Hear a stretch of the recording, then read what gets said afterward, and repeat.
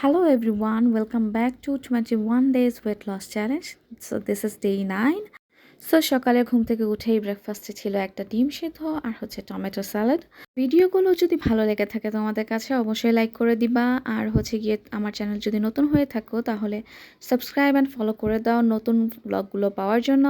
তো স্যালাড খাওয়ার পরে হচ্ছে গিয়ে 1 কাপ চা খেয়েছিলাম 1 পিস বিস্কিট দিয়ে।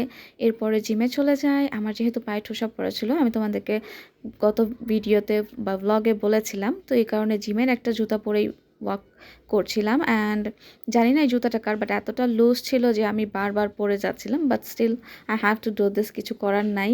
তো এটা পরেই হচ্ছে গিয়ে ট্রেডমিলে ওয়াক করি। আফটার দ্যাট আজকে এই সোয়েটারটা পরে গিয়েছিলাম।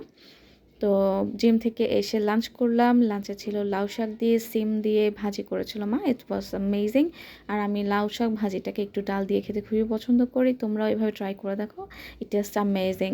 তো তারপরে ছিল হচ্ছে গিয়ে আর মাছ ভুনা। এই মাছ ভুনাটা খুবই মজা হয়েছিল। তো দুপুরে লাঞ্চ করে তারপরে একটু ব্ল্যাক কফি খেয়ে নিলাম। আর সন্ধ্যায় আর কিছুই খাওয়া হয়নি। রাতে খেয়েছিলাম 1 পিস রুটি আর দুপুরে যেই শাক ভাজি আর মাছের তরকারি ছিল সেটা। আর তার সাথে ছিল একটি সবজি, লাউয়ের সবজি। এটা মা লাউ, আলু, ডিম, টমেটো সব কিছু দিয়ে সুন্দর করে রান্না করেছিল। এই সবজিটা খেতে আমাদের কাছে খুবই ভালো লাগে। তো এটা খেয়েছিলাম আর তারপরে খেয়েছিলাম লেবু দিয়ে একটু গরম পানি। So that will be all for today. See you in next blog. Bye by.